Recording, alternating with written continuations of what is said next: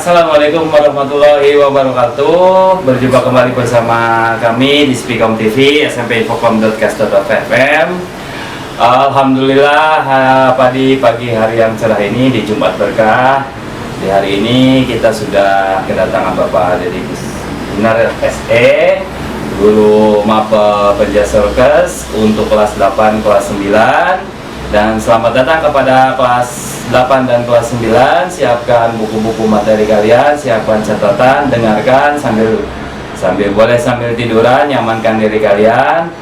Dan ini dia di Spikom, selamat datang di Spikom TV dan Radio, channel siaran radio dan komunikasi digital SMP Infocom. Sekolah berprestasi, modern, terpercaya dan unggul di bidang komputer. Di samping kiri saya sudah ada Bapak Deddy Gunar SE, Pak Guru Jeng Sumping. Selamat pagi, salam sehat Pak. Selamat pagi. Ya, salam sehat. Ya, sampaikan salam bagi anak-anak Pak semua.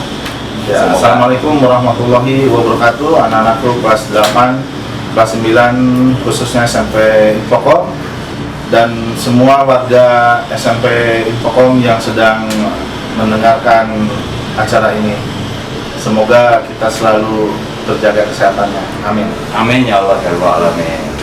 Apa menarik sekali tentang Penjasorkes Pak. Penjasorkes itu adalah mapel utama di kurikulum 2013, dan yang ingin ditanyakan pertama sekali itu adalah arti dari Penjasorkes Pak dan manfaatnya gitu, terutama di era COVID-19 atau pandemi COVID-19 seperti sekarang ini Pak. Mangga. Baik, saya akan coba menjawab bahwa Penjasorkes adalah pendidikan jasmani, olahraga, dan kesehatan. Pendidikan adalah sebuah pelajaran, jasmani adalah badan kita, kesehatan intinya harus sehat. Berarti kita dididik untuk belajar menjaga diri kita sendiri, kemudian menambah ilmu-ilmu bukan hanya pada diri kita sendiri, tapi ada materi-materi tambahan seperti di dalam pelajaran jasmani ini ada pergerakan badan jasmani, kemudian kita mengolah badan, mengolah dalam arti menggerakkan, bukan memasak, bukan mengolah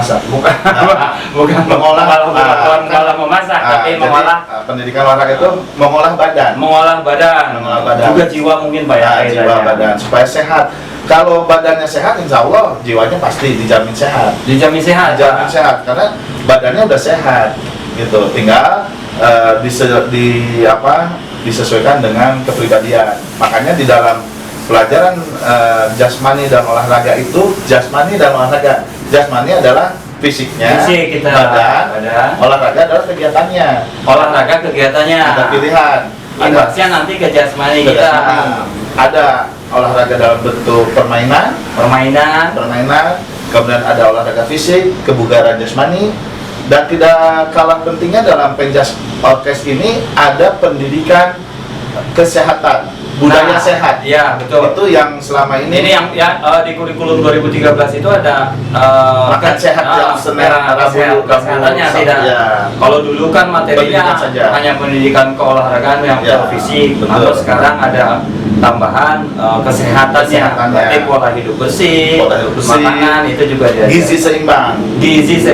Jadi banyak persepsi karena periode pendidikan ini berubah, seperti ada kurikulum 13, sebelumnya ada kurikulum 2013 revisi. Ya, ada revisi.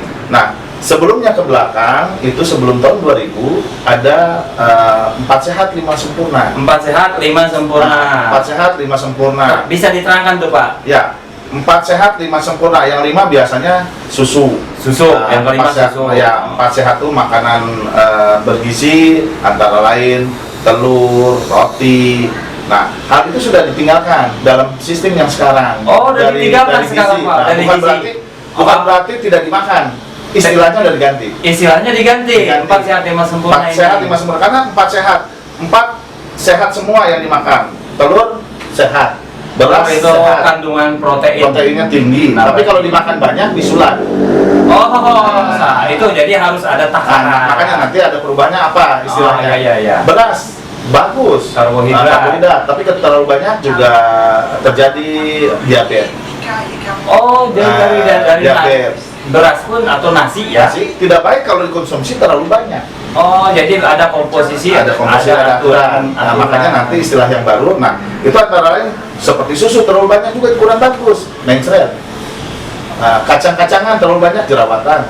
Apalagi anak-anak zaman sekarang nggak mau berjerawat.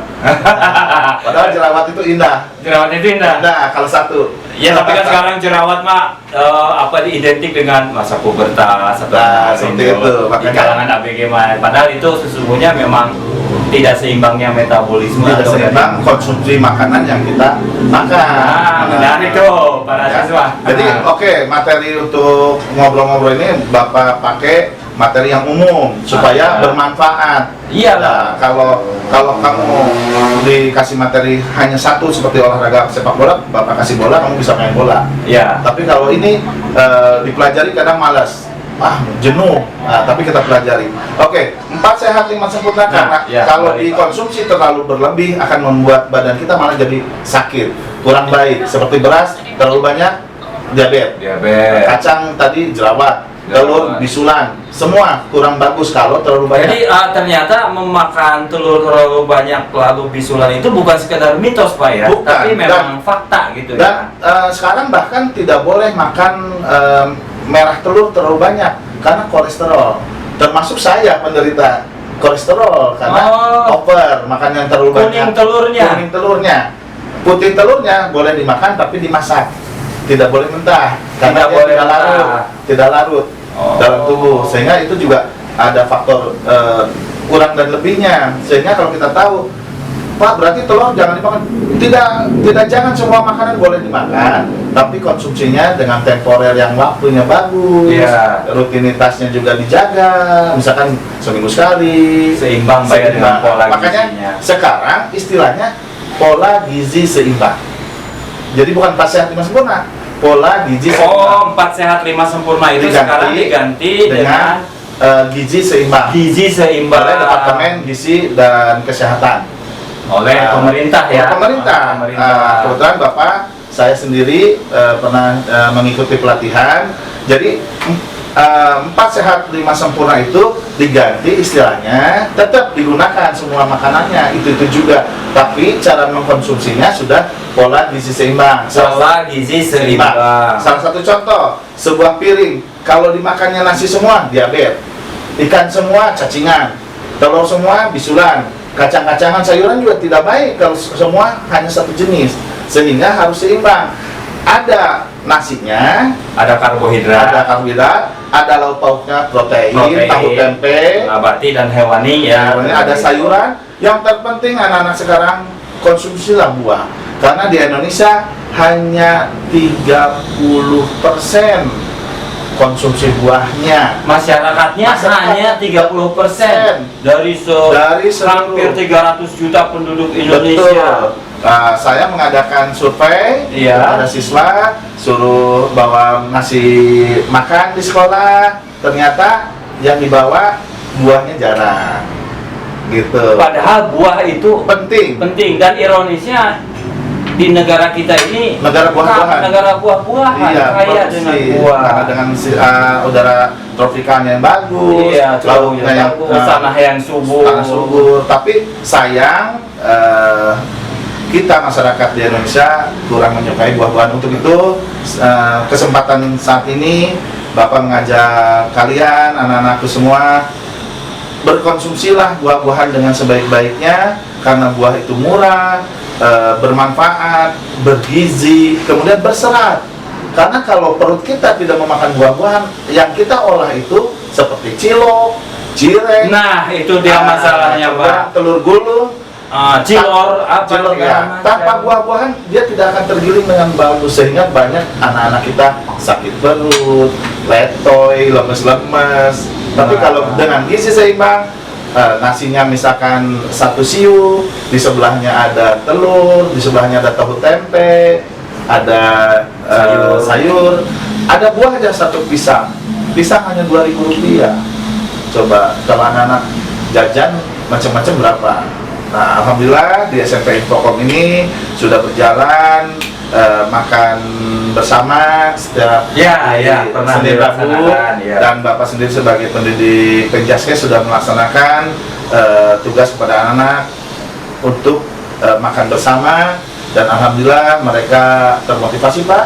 Mereka bawa nasi, di nasinya ada ayam, ada tahu tempe, ada juga yang ada mie goreng. Jadi tidak semua mereka daging semua. Bahkan buah-buahannya dikelola, karena kalau satu anak bawa jeruk mahal, satu anak bawa semangka berapa semangka mahal. Jadi anak-anak iuran 1.000 satu orang, ada anak 30 orang, 25 di sini, Ya, 25 orang, 25.000 diberikan oleh dia satu buah semangka dan jadi bisa terbagi semua. Iya, Alhamdulillah nggak mungkin satu buah semangka dimakan oleh satu orang. Itu juga jelek. Itu juga jelek. Pokoknya mah apapun yang pakai teing mah. Nah, jangan berlebih. Jangan berlebih. Loba teing ya jadi. Loba teing jelek. Artinya kalau misalkan air putih misalkan man sehat ya. Sehat, bagus. Ya kalau diminum sekaligus kan loba teing Loba teing. satu galon ya Kembung. iya. Kembung. Jadi tadi pengganti 4 sehat 5 sempurna itu sekarang istilahnya istilahnya gizi diganti seimbang. gizi seimbang. Jadi harus mencakup semuanya. Dari setiap mengkonsumsi makanan itu harus ada karbohidratnya, proteinnya, sayuran-sayurannya. Nah, itu vitamin E, vitamin K, kemudian vitamin A yang terutama merah, wortel. Itu nanti kalau wortel itu mata bagus, ya, kalau itu ke kulit Pak ya, kulit vitamin D juga ada, D-nya juga ada. Jadi banyak tulang ya, kalsium.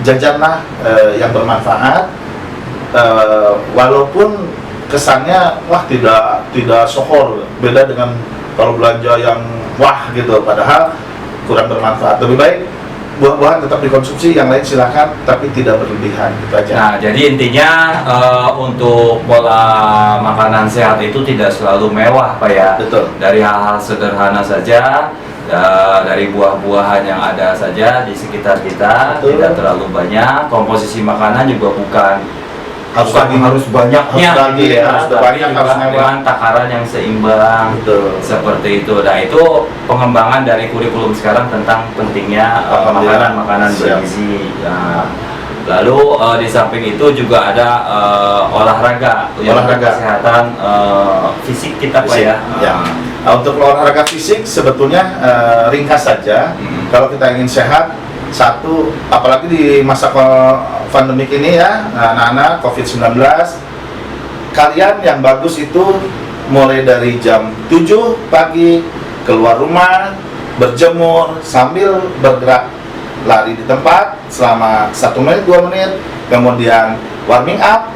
Tahu warming up? Gerakan tangan, giringkan kepala, kemudian lutut ke bawah, seperti itu saja. Itu sudah termasuk berjemur. Bukan berarti kamu berjemur diam diri di tempat panas, itu akan hitam kulit kamu. Tapi kamu berolahraga di tempat panas sambil bergerak cukup 5 menit, kamu sehat. Nah, itu dia para siswa kelas 7, kelas 8 luar biasa sekali. Kelas 9, ya, 8 dan 9. Nah, luar biasa sekali tadi penjelasan dari Pak Dedi perihal penjas ya, pentingnya bagi kesehatan jiwa dan raga.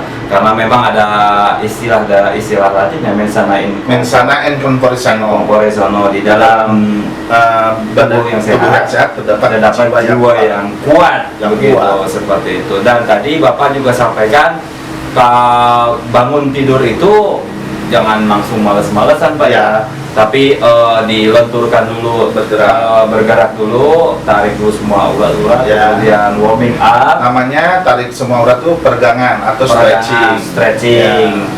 Gitu. Atau bisa saja begitu bangun tidur beres-beres tempat tidur. Itu bagus, itu olahraga juga. Apalagi yang agak muslim, yang namanya muslim, itu dengan sholat subuh aja kita sudah berolahraga. Kemudian bagi yang non muslim juga sama, bangun pagi Anda berdoa, bergerak, itu juga sama. Itu juga sama ya. Jadi kita laksanakan kegiatan rutin setiap bangun pagi. Kita bergerak dengan apa yang kamu sukai. Iya. Kemudian ini Pak, apa namanya, di era pandemi ini kan kita sudah belajar di rumah ya, di awal tahun 2020 ini kita negara kita ini terserang pandemi corona, sampai saat ini juga kan masih diberlakukan PSBB, dan beberapa tempat-tempat berolahraga massal seperti Sempur, kemudian Car Free Day-nya juga sebagai ajang jogging kebun raya di wilayah kita juga. Ini solusi-solusi lain gitu Pak, untuk tetap menjaga kebugaran dan kesehatan gitu selama pandemi ini di rumah, bisa ada alternatif lain nggak ya? Seperti itu.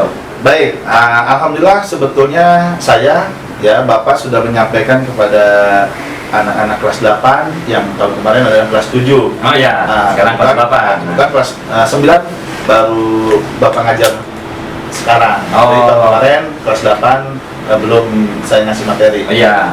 Untuk kelas 8 khususnya, nanti kelas 9 bisa nanya ke adiknya bagaimana solusinya, atau bisa sekarang langsung melihat keterangan dari Bapak. Iya. Untuk pandemik ini sebetulnya simpel, karena sebelum pandemik anak-anak kelas 8 sudah melaksanakan Pak. Jadi sudah prepare dulu. Sudah setahun yang lalu. Boleh tanya kepada murid siapa. Contoh, bangun tidur itu anak ditugaskan oleh saya. Bangun tidur, Anda bangun seperti biasa. Ya. Kalau di saat sholat subuh dulu. Setelah itu sebelum berangkat sekolah, anak sudah saya ajarkan untuk berolahraga ringkas. Contoh, lari di tempat 1 menit. Ya. Push up 5 kali. Sit up 5 kali. Back up 5 kali. Selesai. Itu sudah berkeringat.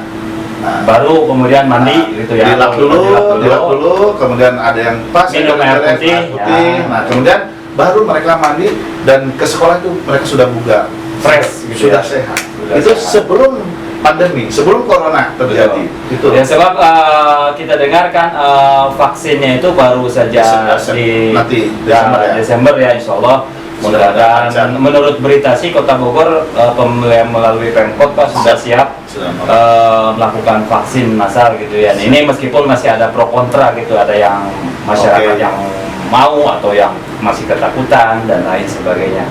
Hanya terlepas dari itu Pak, konon katanya virus itu akan kalah oleh antibodi kita sendiri. Fisik. Antibodi itu apa ya? Ada zat yang ada di dalam tubuh kita yang bisa melawan virus. Ya, artinya kan virus itu sendiri yang kita dengar, yang kita ketahui bahwa virus itu sangat rentan terhadap panas, nggak kuat terhadap panas. Artinya metabolisme kita harus tetap terjaga, sehat dan lain sebagainya. Mungkin begitu Pak, kurang lebih. Iya, memang harus begitu. Yang satu yang mengalahkan virus adalah diri kita sendiri. Nah, itu. Diri kita berani, diri kita yakin, apalagi Tuhan itu ada. Kita lakukan kegiatan sehari-hari dengan positif, dengan happy, dengan gembira. Cuma satu. Orang sakit apakah gembira? Kan tidak. Orang sakit kenapa? Benar. Ketakutan. Karena ketakutan yang berlebih juga akan takut keluar. Ya, tapi ingat, jangan terlalu berani. Ya, tetap waspada. Jadi saran Bapak, lakukan kegiatan hidup sekarang ini dengan protokol kesehatan itu baik. Kemudian berani, tidak takut sakit. Bagaimana caranya menjaga? Dengan berolahraga. Makanan di tempat, makanan bergizi, istirahat yang cukup. Kemudian jika mengalami gejala corona, nggak usah panik, nggak usah takut. Minum air hangat yang banyak. Air hangat Sederhana sekali ternyata. sangat. Kenapa? Bapak ngalami, saya ngalami Pak. 2 minggu flu berat. Tidak takut, tidak ke dokter. Cukup minum air hangat tiap hari, kemudian pakai ramuan jamu. Bahkan Bapak beli dari murid di sini, jual jamunya. Masya Allah, tidak bisa. Berarti memang murid kita juga sangat ada di rumah.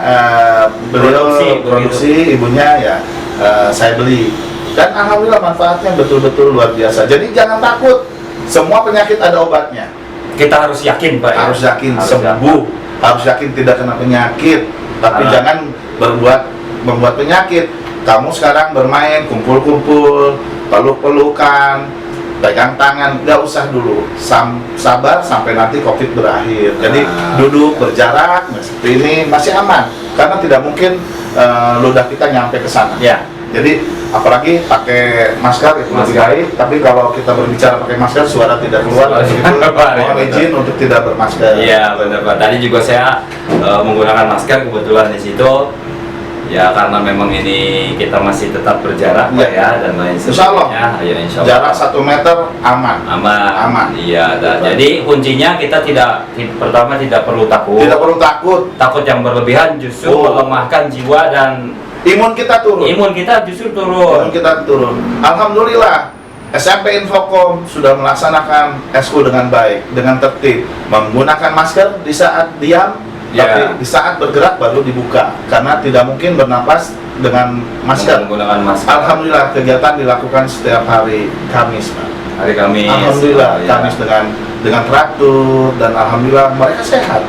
Alhamdulillah.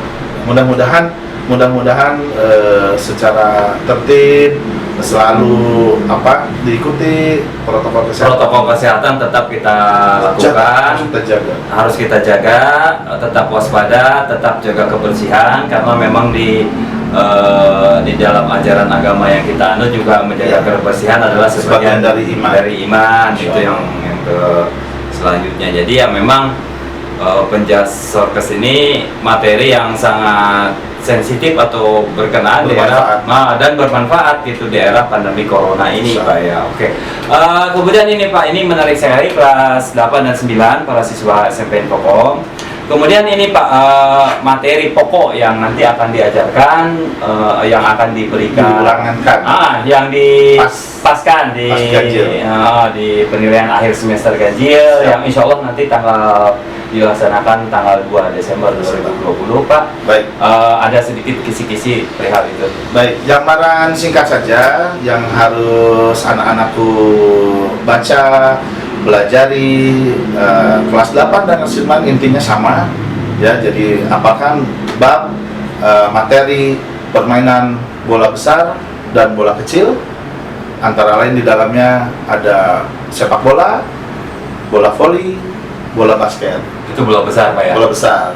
Bola kecilnya tenis meja dan bulu tangkis. Iya. Kemudian tambahan materi lainnya atletik dan kebugaran jasmani. Kebugaran jasmani ini hanya 5 pokok poin besar. 5 pokok poin besar itu ya, semua ada di LKS ya. Sudah ada di LKS dan sudah diberikan materinya kemarin. Ya, kalau misalkan contohnya Pak, permainan bola besar seperti contoh sepak bola. Bola sepak bola itu yang dipelajari passing pendek, passing jauh, ya. Kemudian cara atau ukuran lapangan mungkin Pak. Ya, ukuran lapangan nanti ada soalnya. Pemainnya berapa orang, ya. Jadi materinya dibaca di situ sudah lengkap. Pemain sepak bola 11 orang, kemudian lapangan sepak bola lebar 50 sampai 100, ada 60 sampai 110, karena materinya seperti itu Pak. Jadi karena perkembangan zaman. Ya, betul. Kemudian ada aturan nasional, ada aturan internasional. Ada aturan nasional, ada aturan internasional. Ya, jadi yang umumnya adalah 50 sampai 110 meter. 50 kali 110 meter. Ya, umumnya aturan baku. Tapi kenyataannya lapangan bola itu tergantung lahan yang ada. Itu Pak biasanya. Iya. Oke. Itu permainan bola besar Pak ya. Jadi ada sepak bola, bola voli, dan basketball. Kemudian bola kecilnya itu bulu tangkis dan tenis meja. Bulu tangkis dan tenis meja. Oke. Terakhir Pak, ini saran, pesan dan kesan kepada para kelas 8 dan kelas 9 untuk bagi mereka untuk tetap menjaga kesehatan dan bisa mengikuti materi penjaskes di saat pas nanti Pak. Mangga, silakan. Siap. Baik, terakhir pesan dari Bapak dalam penyampaian materi ini kepada anak-anakku, jaga kesehatan, beraktivitas yang baik, kemudian jaga jarak, yang terutama pakai masker, karena pakai masker itu tidak rugi.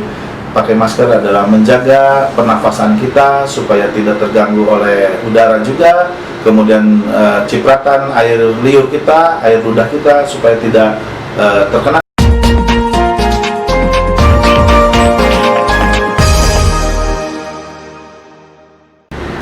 penyakit yang paling bahaya sebetulnya bukan corona saja Pak, dari ludah itu.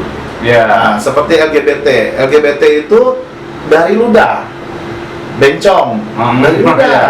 Terus laki-laki suka laki-laki atau wanita suka wanita itu dari Justru ludah. itu lebih rentan penyakit. Makanya saat ini kesempatan, jadi jangan corona saja yang jadi fokus. Ya, Nah, berarti coba- kan kematian itu kan tidak hanya Bukan corona, ada tabrakan, ada sakit perut, ada sakit perut, gitu, Nggak usah takut. tajong. Nah, nggak usah takut anak-anak, pakai masker, jaga jarak, cuci tangan yang bersih, insya Allah kamu akan selalu sehat. Ya, jangan takut. Jangan takut, percaya kepada kita punya Tuhan karena kita Tuhan. orang yang beragama. Oke, terus untuk materinya Pak nih, jadi materi untuk pas itu nanti Seperti yang tadi dijelaskan. seperti dijelaskan. Cukup dibaca saja, Bapak tidak akan memberikan soal yang susah, Bapak akan berikan pelajaran yang sudah pernah diberikan. Oke, memang penjas ini kan materinya hanya paling 30 atau 40% Pak ya.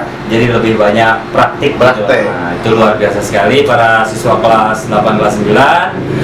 Demikian materi penjas untuk kelas 8 kelas 9 bagi kalian. Silakan kalian simak, silakan kalian resume, silakan kalian resapi. Lalu tetap menjaga kesehatan Pak ya. Nah, terima kasih sekali Bapak Dedi sudah memberikan materi yang sangat luar biasa ini. Mudah-mudahan sangat bermanfaat bagi kita semua, terutama para siswi SMP Infokom Kota Bogor Pak ya. Tetap semangat ya, insya Allah kita senantiasa berdoa supaya pandemi corona ini segera berakhir dan kita bisa bertemu kembali nih Pak. Udah pada kangen nih kayaknya. Kangen banget. Kangen banget semuanya, tapi tetap kita harus bersabar, saya berdoa. Demikian dan kepada para siswa kelas 8 kelas 9 yang ketinggalan mendengarkan siaran radio ini, bisa melihat nanti di Speakom, di channel YouTube kita Pak, di Speakom TV ya. Demikian para siswa kelas 8 kelas 9, materi kali ini yang diberikan oleh Bapak dari Gustinar SE. Demikian, billahi taufiq wal hidayah. Wassalamualaikum warahmatullahi wabarakatuh. Matur nuwun Pak. Alhamdulillah.